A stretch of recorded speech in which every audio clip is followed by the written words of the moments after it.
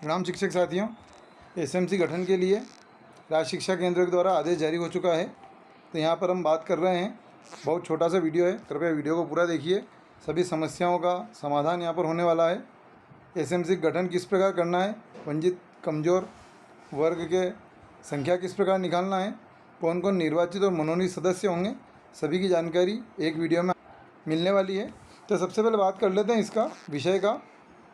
शासकीय एवं शाला से अनुदान प्राप्त प्राथमिक एवं माध्यमिक विद्यालयों में शाला प्रबंधन समिति का गठन किए जाने संबंधित। तो यहाँ पर अनिवार्य बाल शिक्षा अधिकार अधिनियम के तहत सभी विद्यालयों में शाला प्रबंधन समिति का गठन किया गया था। उक्त तारतम्य में सत्र 2025-26 एवं 26-27 हेतु प्रदेश की समस्त शासकीय एवं शासन से अनुदान प्राप्त प्राथमिक और माध्यमिक शालाओं में दिनांक 29 अगस्त 2025 को शाला प्रबंधन समिति का गठन निम्नानुसार किया जाना है। तो यहाँ पर 29 अगस्त को गठन किया जाना है। क्या क्या किया जाना है, इसमें किस प्रकार से होगा, तो 29 अगस्त को क्या कार्रवाई करना है, उसके लिए क्या क्या तैयारी करना है। तो सबसे पहले करना है, शाला के प्रधान अध्यापक प्रभारी शिक्षक द्वारा शाला प्रबंधन समिति की संरचना के गठन की प्रक्रिया का वाचन करना है। सुबह 10 से 10:30 बजे तक का समय उसका वंचित एवं कमजोर वर्ग के समूहों के नामांकन के अनुपात में पालक एवं अभिभावकों की सदस्य संख्या गणना कर शाला के नोटिस बोर्ड पर प्रदर्शित करना है। 10:30 से 11 बजे तक पुरुष एवं महिला पालक अभिभावक की सदस्यों का निर्वाचन किया जाना है। 11:30 बजे तक उसके बाद शिक्षक एवं अन्य सदस्यों का चयन किया जाना है। 11:30 से 11:40 तक चयनित पुरुष एवं महिला पालक अभिभावक सदस्यों एवं शिक्षक अन्य सदस्यों के नाम नोटिस बोर्ड पर चस्पा करना है। जो चयनित पुरुष एवं अभिभावक हैं उनका 11:40 से 12 बजे तक। उसके बाद 12 बजे के बाद 2 बजे कार्रवाई शुरू करना है। अध्यक्ष का निर्वाचन करना है, यदि आवश्यकता हुई तो, नहीं तो निर्विरोध करके सहमति से इसको पूर्ण कर देना है। उपाध्यक्ष का भी निर्वाचन करना है और समिति के गठन की सूचना देना है 3 बजे। इस प्रकार से संपूर्ण कार्रवाई होगी। अब यहाँ पर क्या क्या काम किया जाना है, इसके फॉर्मेट किस तरह से भरे जाएंगे, उसके बारे में हम चर्चा कर लेते हैं। यह जो है यह 2 साल के लिए मान्य होगा, 25-26 और 26-27, जैसा पहले हमने किया था। तो 2 सत्र के लिए हुआ था 24-25 तक, अब 2 सत्र अन्य हो जाएंगे।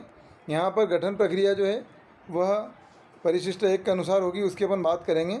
शाला के प्रधानाध्यापक द्वारा स्थानीय निकाय के माननीय महापौर अध्यक्ष सरपंच महोदय से शाला प्रबंधन समिति में किसी दूसरे वार्ड की एक महिला पार्षद के नामांकन हेतु संदर्भित पत्र में परिशिष्ट 5 के अनुसार अनुरोध पत्र भेजा जाएगा। सचिव के द्वारा जो है परिशिष्ट 11 पर समिति के गठन की जानकारी भरकर 30/8 तक जन शिक्षक को सौंपेंगे। जो आगे कार्रवाई जन शिक्षक के द्वारा बीआरसी के द्वारा की जाएगी। यहाँ पर यह महत्वपूर्ण बात है कि एक महिला पार्षद को यहाँ पर एक सदस्य के रूप में निर्वाचित करना है। फॉर्मेट क्या क्या है और किस तरह से होंगे उसकी बात कर लेते हैं। यहाँ पर अपने को एक फॉर्मेट दिया हुआ है जिसमें वर्गवार नामांकन की जानकारी लिखना है। कक्षा 1, 2, 3, 4, 5 के लिए इस तरह का फॉर्मेट है, जिसमें कक्षा 1, 2, 3, 4, 5 में कमज़ोर वर्ग, वंचित वर्ग और अन्य वर्ग के सदस्यों की संख्या, विद्यालय में कितने बच्चे हैं नामांकन के हिसाब से, इस आधार पर कक्षा में नामांकन की संख्या जो है वो लिखना है यहाँ पर माध्यमिक शाला के लिए और 1 से 8 के लिए। और शाला प्रबंधन समिति में निर्वाचित होने वाले सदस्यों के विवरण, ये वो सदस्य होंगे जो निर्वाचन होंगे, जिनका ये निर्वाचन होने के बाद इनमें से अध्यक्ष और उपाध्यक्ष का चयन उसके बाद किया जाएगा। इसके बाद जो देख लेते हैं हम आगे, कमज़ोर वर्ग वंचित वर्ग कौन कौन है उसके बारे में हम चर्चा करेंगे। उससे पहले तो सबसे पहली बात है समिति गठन की। समिति गठन में 18 सदस्य होंगे, उनमें से कम 3/4 स्कूल में नामांकित बच्चों के पालकों और अभिभावक में से समिति के सदस्य होंगे। यहाँ पर हमें बाहर का सदस्य भी लेना है, कौन कौन लेना उसकी हम बात करने वाले हैं। वंचित समूह और कमजोर सदस्य समूह जो है उनके बच्चे पालकों और अभिभावकों की समिति में प्रतिनिधित्व कुल नामांकित बच्चे जो हैं उनके अनुपात में होगा। जितने बच्चे वंचित समूह के होंगे और जितने कमज़ोर समूह के होंगे उनका अनुपात जितना होगा उसके हिसाब से यहाँ पर 18 सदस्यीय टीम में उनका नामांकन का प्रतिनिधित्व होगा। 2 सदस्य जो है स्थानीय प्राधिकारी के द्वारा निर्वाचित प्रतिनिधि होंगे।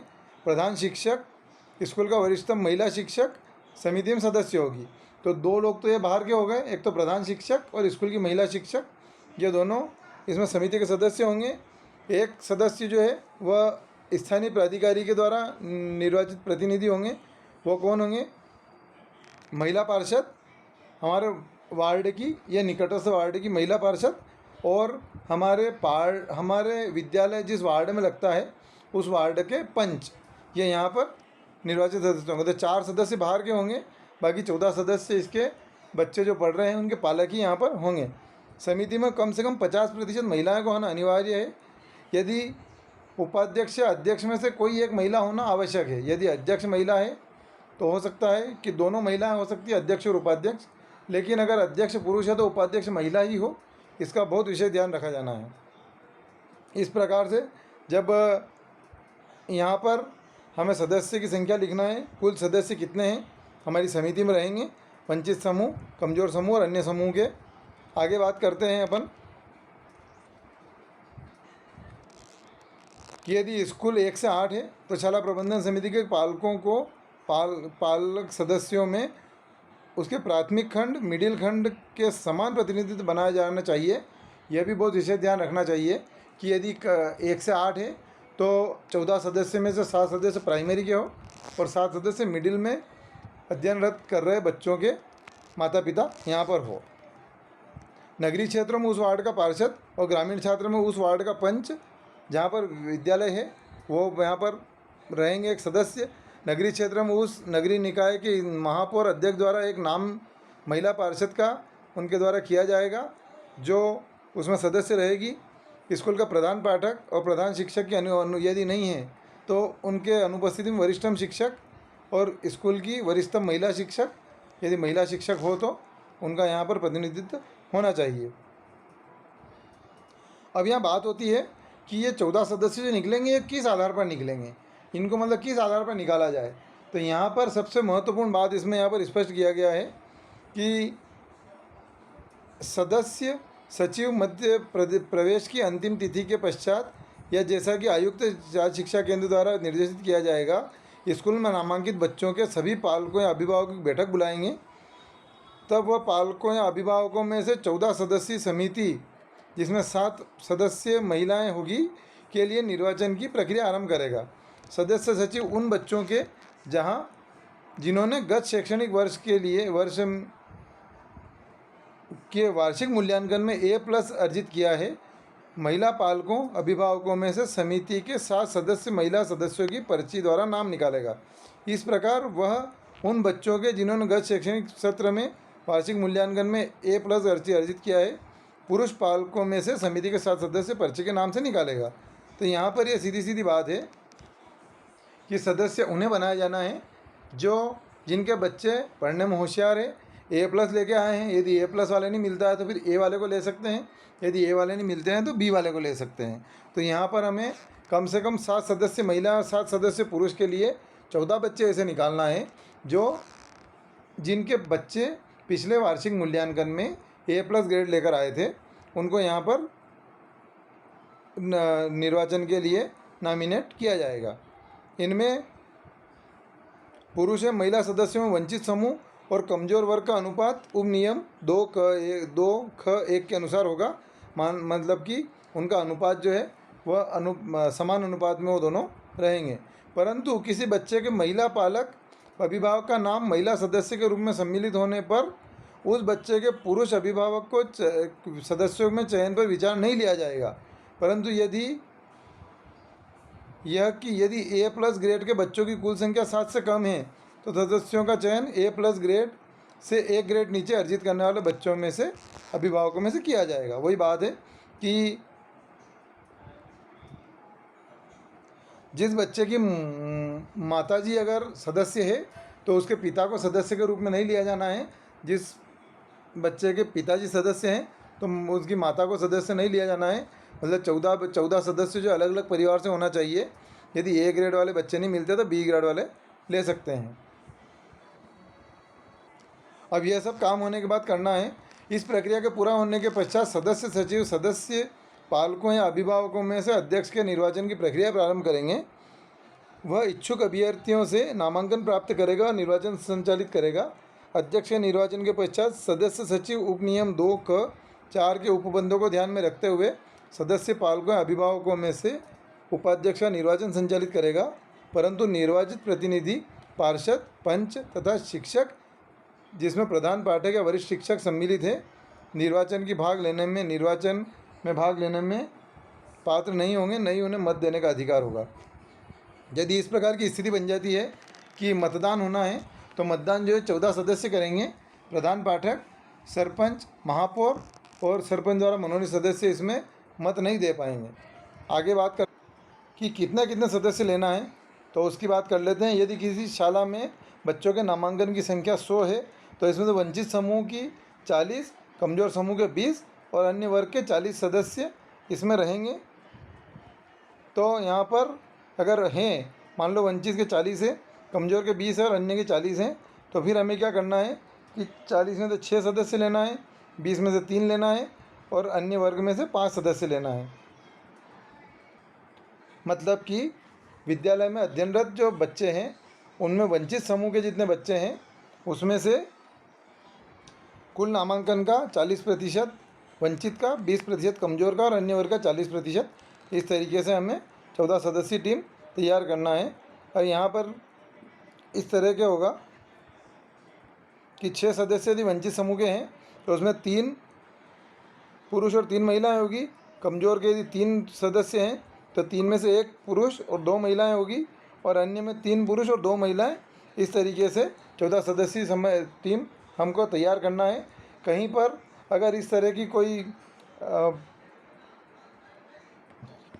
विसंगति आती है तो इसमें पालक महिला और पालक पुरुष में थोड़ा बहुत अंतर हम कर सकते हैं, आगे पीछे कर सकते हैं। समिति में पुरुष एवं महिलाओं की संख्या की गणना के लिए पूर्णांक का प्रयोग केवल उपरोक्त अनुसार ही किया गया है, इसलिए इसको हम कम ज़्यादा कर सकते हैं। जो है 27 अगस्त जो नामांकन की स्थिति है उसको ध्यान में रखते हुए यहाँ पर हम निर्वाचन के लिए ये सभी हमको तैयारी करना है। आगे बात कर ले कि अध्यक्ष का निर्वाचन कौन करेगा। निःशुल्क एवं अनिवार्य बाल शिक्षा अधिकार का नियम 2011 एवं संशोधित 2014 में की गई व्यवस्था के अनुसार शाला प्रबंधन समिति में एक अध्यक्ष होगा। अध्यक्ष का चयन संस्था के प्रधान अध्यापक, वरिष्ठ अध्यापक जो शाला प्रबंधन समिति के प्रधान सदस्य सचिव है, अध्यक्ष के निर्वाचन के लिए मुख्य निर्वाचन अधिकारी होंगे। अध्यक्ष के निर्वाचन हेतु इच्छुक सदस्यों में से संलग्न परिशिष्ट 7 के अनुसार नामांकन पत्र प्राप्त किया जाएगा। यदि एक ही नामांकन आता है तो वहाँ पर वह व्यक्ति को निर्विरोध निर्वाचन की घोषणा करेंगे। यदि एक से अधिक नामांकन होते हैं तो पर्ची पर नाम लिखवाकर गुप्त मतदान के द्वारा निर्वाचन किया जाएगा और जिसे सबसे ज़्यादा वोट मिलेंगे वह निर्वाचित अध्यक्ष घोषित होगा। इसी प्रकार से उपाध्यक्ष की भी कार्रवाई की जाएगी। और इसी के साथ नवीन शाला प्रबंधन समिति का गठन होते ही पूर्व में गठित समिति का कार्यकाल स्वतः समाप्त हो जाएगा। अब यहाँ पर हम बात करते हैं कि कमज़ोर सदस्य कौन होंगे और वंचित सदस्य कौन होंगे, कैसे जानकारी निकालेंगे। तो यहाँ पर हम बता देते हैं आपको।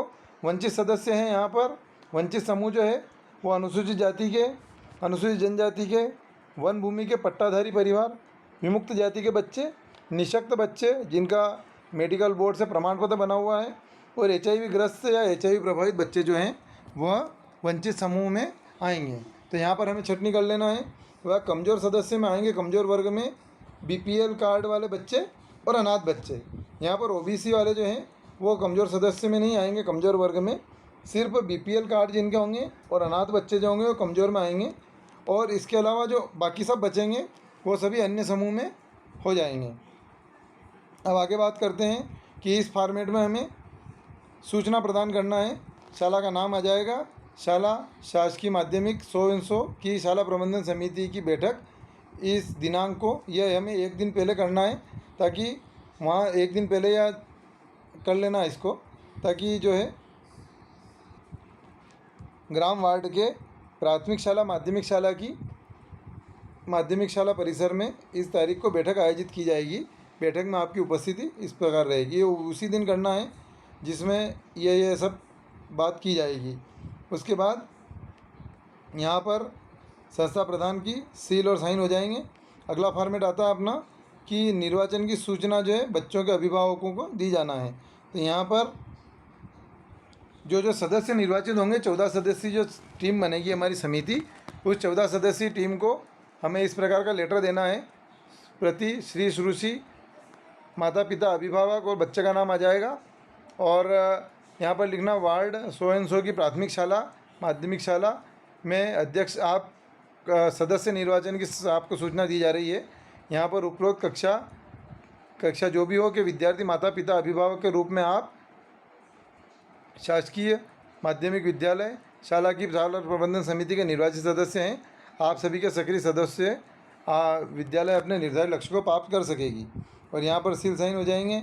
अगला फॉर्मेट आता है सरपंच महोदय को सूचना देना है कि शाला प्रबंधन समिति के लिए एक पंच माननीय पंच के रूप में, माफ़ कीजिएगा, जो स्थानीय पंच जो है पार्षद, उसको सूचना दिया जाना है कि आप हमारी शाला प्रबंधन समिति में निर्वाचित सदस्य हैं और यह आपको सूचना दी जाती है। अगला कॉलम होता है महिला पार्षद। हमारे विद्यालय के पास के वार्ड या विद्यालय की, यदि विद्यालय महिला पंच है तो फिर इसकी ज़रूरत नहीं पड़ेगी। विद्यालय वाले वार्ड में अगर महिला पंच है तो फिर इसकी आवश्यकता नहीं है। तो यहाँ पर हम महिला पंच को भी सूचना दे देंगे इसी प्रकार से। उसके बाद अगला फॉर्मेट आता है सरपंच महोदय द्वारा महिला पंच का नामांकन प्रपत्र। तो ये सरपंच महोदय के द्वारा भर के दिया जाएगा, हमें भर के, और वहाँ से उनसे इस सदस्य का किसका निर्वाचन किया, किसको सदस्य मनोनीत किया जाता है, उसका यहाँ पर वो लिख कर देंगे। अगला फॉर्मेट आता है महिला शिक्षक, वरिष्ठतम महिला शिक्षक जो है उसका अगला फॉर्मेट आता है अध्यक्ष पद के लिए नाम निर्देशन का प्रारूप। ये सबसे महत्वपूर्ण है। अभ्यर्थी का नाम हो जाएगा, पिता का नाम हो जाएगा, कौन से वर्ग से और पूरा पता। अभ्यर्थी को प्रस्तावित करने वाला सदस्य होना चाहिए, 14 सदस्य जो हमारी समिति है उसमें से होना चाहिए। प्रस्ताव करने वाला सदस्य मतलब जो व्यक्ति अध्यक्ष का चुनाव लड़ना चाहता है या अध्यक्ष बनना चाहता है, उसके प्रस्तावक और समर्थक 2 लोग उसके साथ होना चाहिए। और यहाँ पर प्रस्तावक और समर्थक के हस्ताक्षर होकर वह यहाँ पर साइन करके संस्था प्रभारी को जमा करेगा। संस्था प्रभारी इसे अपने रिकॉर्ड में सेव करेंगे। अगला कॉलम आता है इसका अध्यक्ष का जो निर्वाचन होगा, तो यहाँ पर निर्वाचन की घोषणा की जाएगी कि श्रीमती को निर्वाचित घोषित किया जाता है। प्रधान अध्यापक इसमें सील लगाकर अपने रिकॉर्ड में रखेंगे, एक प्रति उनको दे सकते हैं। यहाँ उपाध्यक्ष के लिए उसी प्रकार से 2 प्रस्तावक समर्थक होना चाहिए और उपाध्यक्ष का निर्वाचन इस प्रकार से होगा और उपाध्यक्ष की भी इसी प्रकार से नियुक्ति होकर इसकी एक प्रति अपने पास रखना है। एक प्रति चाहे तो उपाध्यक्ष को हम दे सकते हैं। अब अगला काम आता है सबसे महत्वपूर्ण, इस फॉर्मेट को भरना। परिशिष्ट 11 को शाला का नाम आ जाएगा, गांव का नाम आ जाएगा, शाला सो एंड सो, गाँव का नाम में नियमानुसार शाला प्रबंधन समिति गठन किया गया। गठन की कार्रवाई में पर्यवेक्षक श्री श्रुषि जो भी आए हैं, पर्यवेक्षक उनका पद की उपस्थिति में किया गया। और यहाँ पर इसकी जानकारी निम्नानुसार है। शाला प्रबंधन समिति में गठन संपन्न हुआ, हाँ। पंच का मनोनयन हुआ, हाँ। अध्यक्ष सरपंच द्वारा महिला पंच का नियुक्ति हुई, हाँ। अध्यक्ष का चुनाव हुआ, हाँ। उपाध्यक्ष का चुनाव हुआ, हाँ। चुनाव से मतलब निर्वाचन है, यानी निर्विरोध भी हुआ है तो भी हाँ ही लिखना है। ऐसा नहीं हो कि 2 सदस्य नहीं थे और निर्विरोध हो गया तो हम यहाँ पर नहीं लिख दें। अगला कॉलम आता है यहाँ पर नाम, अध्यक्ष का नाम लिखना है, अध्यक्ष की उम्र, वंचित समूह कौन से समूह का है, और पुरुष महिला और उसका मोबाइल नंबर, ये सभी लिखना है। इसी तरह से उपाध्यक्ष लिखना है, स्थानीय वार्ड पंच का लिखना है और अध्यक्ष महापौर सरपंच द्वारा मनोनीत सदस्य हो उसका लिखना है। यहाँ पर सचिव का अध्यक्ष साइन हो जाएंगे, दिनांक आ जाएगा। इस कागज़ के पीछे की तरफ, इसी कागज़ की जब हम प्रिंट आउट लेंगे तो इसके पीछे जो कोरा रहेगा उसमें 14 सदस्य जो टीम है पूरी, उन सभी के नाम उसमें आ जाएंगे। इसी प्रकार से नाम, आयु, वंचित समूह, कमज़ोर समूह, महिला पुरुष और मोबाइल नंबर, तो इस तरीके से, और पद एक कॉलम और बढ़ा देंगे। और इस तरीके से यहाँ पर हमें इसका भी इसी कागज़ के पीछे वो कागज़ लगाकर इसी के पीछे लिखकर इसकी एक कॉपी हमारे जन शिक्षक महोदय को दी जाना है। अब यहाँ पर शाला प्रबंधन समिति का गठन का प्रपत्र है। ऐसी शाला जिनमें अध्यक्ष का चुनाव नहीं हो सका ऐसी कोई शाला नहीं होगी, उपाध्यक्ष चुनाव नहीं हो सका और ऐसी शाला जिनमें मनोनयन नहीं हो सका है। तो ये ऐसा लगभग सभी शालाओं में जब हम बड़े बड़े विधानसभा चुनाव करा देते हैं, लोकसभा चुनाव करा देते हैं, तो ये बहुत छोटा सा काम है। तो इस प्रकार से हमें करना है। इसके बाद आता है, यही तीनों फॉर्मेट है और इसके साथ ही हमारा अध्यक्ष का चुनाव बहुत आसानी से संपन्न हो जाएगा। तो धन्यवाद साथियों। आपको वीडियो कैसा लगा कमेंट करके बताएं। वीडियो में कोई समस्या हो, समिति गठन में कोई समस्या हो तो कृपया कमेंट करके बताएं। चैनल को लाइक करें, वीडियो को सब्सक्राइब करें। धन्यवाद। जय हिंद, जय भारत।